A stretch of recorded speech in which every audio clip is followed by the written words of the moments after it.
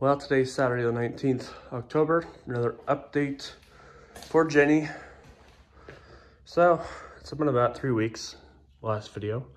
Last video was about the new windshield, the TSL Super Swampers, pretty much.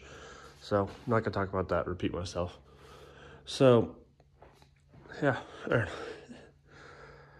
bunch of things to talk about. Any major new updates on the truck itself? Not really at all. Nothing new. But I did do 2 attempts to go to a car show. First attempt was, I don't know what day it was, 3 weeks ago. Went off to the car show. I made it probably 5-6 miles there. And there's traffic backed up behind me. I'm doing 50 in a 45. Everyone's backed up. Country life, people want to pass you. So I pulled over, one passed me. As I pulled over, music playing on my radio and such, I can't hear. My engine did shut off on me. From downshift, from a third overdrive, second gear overdrive, and it just died on me. So I went ahead and just kept going. Radio off, as normal. Trying to pop the clutch, didn't want to fire. Come to a complete stop and pulled over the side of the road and turn the key, cranking it, it's not starting. Open the hood just to make sure that carb's not pouring fuel, and sure enough, my carburetor was dripping fuel, not pouring, a drip. So I felt safe at least. Got a rag on my back. I was fully equipped, all tools, liquids, rags, tow ropes. I'm prepared. Came down, wiped it off, got rid of the gasoline and checking the bowl's full gas. So it's got gas, it's got its air. As I'm doing this, checking that engine out, someone behind me pulled up. I see this truck, I recognize it, my old boss. One of my first jobs during high school, pulled up, recognized the truck, he used to have one back in the day, and then sees me as a course, and then came over to help me out a little bit. Pulled the distributor off, checked the condenser, leaned over it, so I'm just trying to start the engine up, and he's not seeing any spark kick. You don't have spark, you don't have no way. Change your condenser, I have the parts on me, but I know for a fact, changing the condenser on that was a bit of a pain for that one screw. I'd rather just do it at home. I'm gonna go home, just walk 4 miles home, get the tractor towed home, 3-point hitch, lift this thing up, drag it home. I'll just tell you. With what though? It's like I'm prepared. I have my factory 55 receiver hitch for the shackle, and then use the tow rope. So I was prepared. So let's just make sure I have comms. So called him on cell phone. We have communication, doing 50 miles per hour down the road, towing me, so I don't back into him. No problem wise.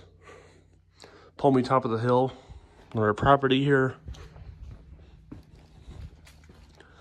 Came up our second driveway. Came up here, parked me there. He left. Goodbye, thanks. The next day, I let it sit overnight outside. And then the next morning, I went ahead and pushed down the hill, popped the clutch, it fired up, and I just kept driving it. Then I parked in the garage. And that was that. For a good week, until I let it sit. And then, yeah, that was that. When it sits, I can just kind of give up on it, take a break, let's go work on model airplanes, let's work on other things, firewood, and tractor. You can see orange paint, we're painting our tractors, trying to sell them. So, took a break. And then Dad says, let's just get you going. Fired up, do a nice test drive. So I think just a couple of days ago, I went ahead and just, today's Saturday, so Thursday, I think? Yeah, Thursday. Went out for a cruise right after work. I saw coming home from work, someone had a 50s Chevy pickup truck outside. Never seen the guy, kind of I don't know, nearby. So I think I'm gonna just swing by, stop by, and make my little journey worth it. Did an hour and a half of run time from 4:34 till a whole hour and a half of time. Let it idle for about 15 minutes in the garage. No issues. It's still got a bit of a high RPM, even though it's like a 700 RPM idle. We set it to, but it's just idle a bit high. I agree, and I kind of did it purposely because wintertime I'll get idling high, plus less chance of it stalling. So it could be turned down a bit, I guess. All right, so the next thing is after that, went for a drive in the yard, just test lapping it. No problems, but I could still feel my throttle stuttering, pulsating and such. But I just kept driving it. And then start going off in the woods, trail ride. And I did hop on YouTube, did YouTube live for about 17 minutes. And then hop in the neighborhood a little bit, a couple laps live. And then I started doing high-speed test up and down the main road, doing full speed. Sort of. Third gear, not overdrive, but did okay. Performed fine. But still that throttle curve, something's happening with the fuel. And so we're thinking the fuel pump is the problem. The pump here is, everything's been replaced, the filters, oil stuff, carb's been swapped 3 times now. Everything electronic is new, replaced, refurbished, but that fuel pump has still been on here since 82 as we know of. When they rebuilt the motor in 83, I'm not sure they swapped it or what they did, but as we know, 83 and newer, it's been that pump. Been working for 700-ish miles. So low miles on it, but still 84 for 2024. So it's a good 40 years of use. That's old. So it's working. It's putting out 2.2, 2.5 PSI. We put a T-fitting up here a few months ago and put a meter gauge and see how much pressure we're getting. And so it's the correct flow, PSI idle. But I don't think I ever did full RPM. So it came spinning the pump, making it pump faster, more pressure. So we think it's pumping way too much, or maybe it's pumping way too little. Not sure. So maybe the diaphragm or something, the spring is bad. So just Friday, I ordered a new fuel pump from Vintage Jeeper, Sal Walter. And it's one with, there's a little lever in the bottom to help prime it. So I ordered one of those. We'll see if that helps when that arrives. We'll swap it out. And I got a few oil lines I'm gonna replace at the same exact time. So that's gonna be right next week. Work on that. So there's what I think it is. And after all that, shut my video off YouTube. Went off cruising, more adventurous. A couple laps up there, passed by the guy's house, talked to him in his old truck. He's all big block swapped in a Chevy, but anyhow, left there, came home from dinner, and yeah, an hour and a half total drive. So it's working good. Just still a throttle pulsation issue. Otherwise, the truck's trustworthy. I'm willing to do a Holley EFI. I bought the adapter from Turn and Burn for your FED to the EFI units. Bought that, so I have that. But I'm not ready to pull the trigger for EFI just yet. It's $900 plus the computers, plus the hoses, plus a new different gas tank. The old one I could sell to my friend, he wants it, so that's fine there. So I can still expect $1,200 to $1,500 to spend for EFI conversion. And I've been holding out still because the dashboard doesn't have a fuel gauge and other gauges I want to change anyway if I do EFI, so I've been holding out on this too. But I'm waiting. I'm gonna wait till Black Friday to do so, to possibly order discounted Black Friday.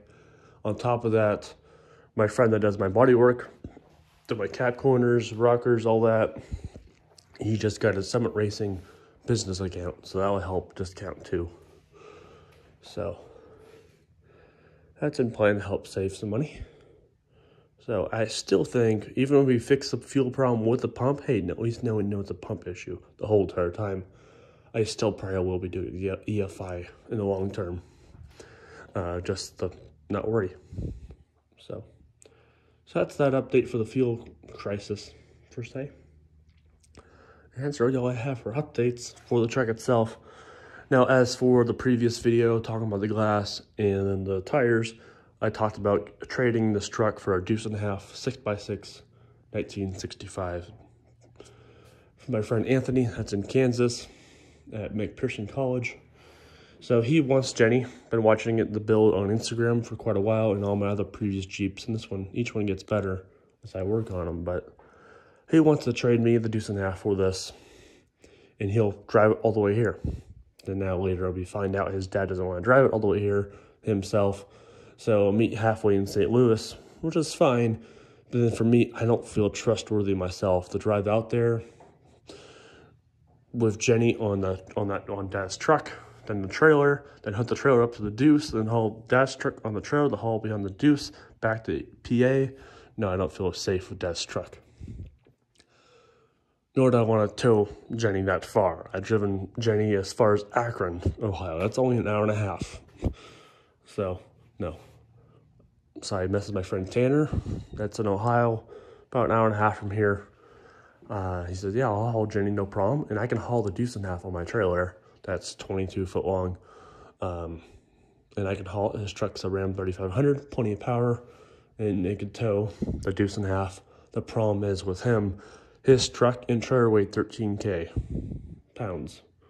The Deuce weighs 13,000 pounds. And there's a 26,000 pound limit for non-CDL. So that's been the issue I have. And so we're waiting on Anthony for a weight on the truck. I said, plus he's going to go back to New Jersey, back to his family's house in Christmas week. So he can drop off in PA the spare tire, the canvas, the bows, the bench seats, the spare tools and parts, and all those he can drop off during Christmas. So that's figured out. You can save some weight on transport, not be too worried. But no matter what, I can't go, so I weigh 240, so every pound counts. So he's solo driving. You don't mind that, Tanner, but still.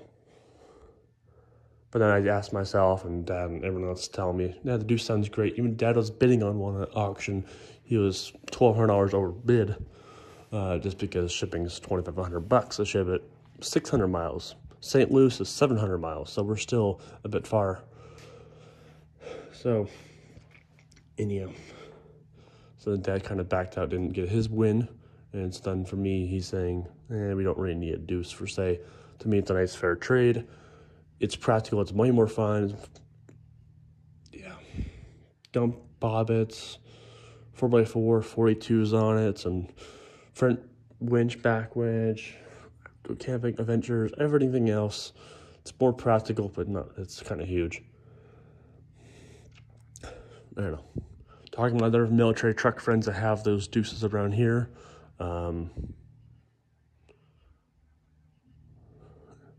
they're saying they're fun. The first year you have them, you'll have the most fun out of them. But as time goes on, it'll slowly not get used, and then become sitting ducks in the yard, and probably get driven once a month in the summertime to go to a car show, and then get sat. So first year, next year get the most use out of it, and then slowly fade off. That's Willie's truck once it's EFI and some better tires on it, trustworthy skinny tires, front disc brakes. I will have way more fun on the truck. It's still not so compact like a CJ. Have the CJ fun on the trails. So, I don't know. First year, 6x6 is fun, but after a year, I'm going to see a decrease of usage, and just shipping it back to PA is 1/3 its value. Ouch. So, I don't know. I've called the shots. I'm saying no trade. I still do a deal. He still wants it in a way. He'll pay half, his dad will pay half, and we'll figure out transfer from that point, and that's a lot more affordable. Sure, I'll do the deal. $12,500 to him, cash, deal. As it sits, $15K with the accessories removed, which he wants to remove, the jack, the winch, tires. He wants that $12,500. That's fair with me. So, no trade. So, I'm still in Marketplace, trying to find a sale, and side-by-side trades. Had a few lined up, but just two older models or first generation of this Can-Am or something, pass. Trying to hit on Wranglers, TJs, JKs. They're the same valuation point of view, but it's hard to pull the newer people to vintage. It's just harder. It's like, cool build, not practical for us. Okay. So those are all falling apart there. I had one kid in Butler offer me cash, just waiting on a check from the bank. Here in this check. But we're waiting. So I still offer you 10 grand. I'm not gonna offer you 12 or 15. All right, it's an option on the table. I'll leave you on the table, but probably not going to do the deal. And then I had one guy in Buffalo hit me up on doing a trade for both of his Jeeps for Jenny with all the stuff removed except for the overdrive. Yeah, that's about all. He wants to keep his overdrive. Everything else factory he's okay with. And the more I dig into his Jeeps, 1945 CJ2A painted green, and then he's got his 48 CJ2A trail Jeep, plow Jeep. So sweet, 2 Jeeps, 1 trail focused, sweet, another one Concord for say. But the Concord one, 1945, rare color, low production numbers, first year for a CJ civilian model after World War II. That is so DIY'd. Title's 45, the body shows 45, but that's missing the shovel marks and the axe marks. The back axle is like one of these, not a military flange axle. So wrong rear axle, tub's not right. The back portion of the tub is squared off. There's no curve back here. Tailgate latches are wrong. It's a bolt with a hole, not a oval shape like this, so that's wrong. The windshield's wrong. Aftermarket seats, of course. So all that's wrong to it, like, that ruins it. Because the trail Jeep ain't worth much. The 45 Jeep is cool being a 45, but there's just so much wrong with it. Should be column shift, it's stick shift. I said I'm passing.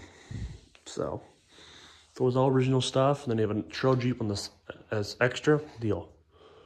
He wants $12K for the pair, or $7,500 each. So, pass. So at this point, I have no offers on the table pretty much for Jenny, so I'm keeping Jenny. And mom and dad are saying that too to me, surprisingly. They're pushing me to sell it. I want to sell it too, get cash in the bank. We're buying a property next year. I want to sell it. But now they're saying keep it, because I know me. If I sell it, yeah, money's going towards the house for next year. But then they'll know I'll be bored for the next 6 months and to go to buy another thing, which I have an Jeep lined up actually for $2 grand. It's gonna be a trail build, F-head, and a CJ2A body. My old chassis I used to own restored, so chassis is done. Just need to do some body work and clutch. So that's lined up. But yeah, they're saying keep Jenny.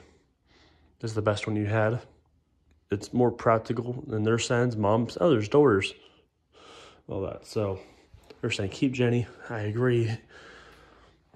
But now if I say I'm keeping Jenny at this point, I'm firm on keeping it. I can't sell it. What am I going to do to upgrade it? EFI is still on the table. I want to do it. And if I do EFI, the dashboard gets changed. That means all the wiring gets changed. All this gets moved over there. The battery gets moved over here on the fender frame rail. Then the brake pedal, brake master remove. Big booster, dual master, drop down brake pedal, upgrade. Front Barton's Garage disc brake conversion kit for the Dan 25. The back end drum for now, but eventually disc brake. Just cost savings, you can always upgrade later. So rear disc brakes as well. So that's all up here, overdrive, all that. So that's the lay of intent plan up here. Still got to fix these doors properly. That's okay, but the internal mechanism is broke. And then I have these for now. It works, but what else in here I want to change? I still want to do a rack above her for mully rack, so you can attach your medical bag, your basic toolkit, sweaters up top. So do that. At this point, then we're gonna really want to wheel it a lot more. Put a full cage in here. 1.5" tubing will do. That's doable for a hoop here, but doing a full wrap, that we might be a bit of a challenge. Maybe. And then part of that, some rock slider side steps. 1.5", 2-inch tubing. Just follow the curve. And then over here, second piece, the 2-piece slider set. 2-piece bolts on, hanger air compressors, little guard. And then you have our hose reel, which I have, just gotta get it mounted. Get the fenders done. So, skid plate for the gas tank. This is made, but it needs to be beefed up a bunch more.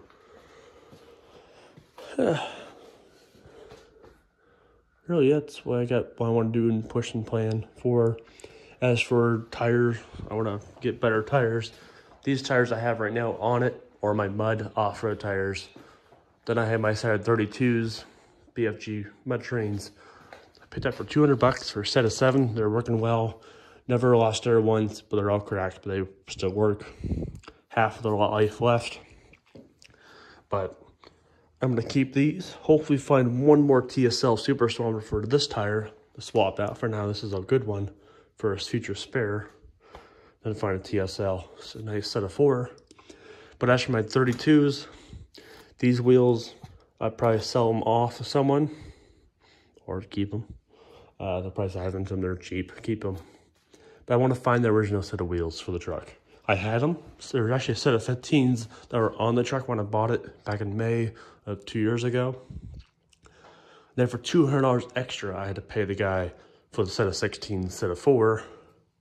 Now, right away, when I bought the truck, I wasn't looking for a truck. I was looking for a V6 Buick at the time. That's it, not a whole Jeep.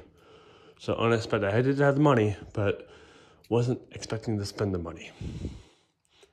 And so I sold the wheels, the 16s, because I knew I was going to go 15s and knew I was going to go this style wheel, which I like it. It looks nice. But the 15s I sold at rollers, and I eventually did sell them as rollers for a Jeep I had. Anyway, wheel and deal. But yeah, I did sell the 16s for the money. Now I want them back. Now I did buy a CJ2A up in New York, Dunkirk, a few months ago. I bought it just for the wheels. But someone gave me a good offer, double my money on the purchase, deal, take them. It's all about money. I'd rather have money versus have whatever you want to keep. I don't know. Money was nice, I sold them, and I want them back. So this coming spring in May at the reunion, I'll buy a set of wheels, 16s or 15s is fine with me. Probably gonna go skinny wheel, so skinny tire. Coker brand's fine with me, or BFG or whatever bias plow tire, that's fine.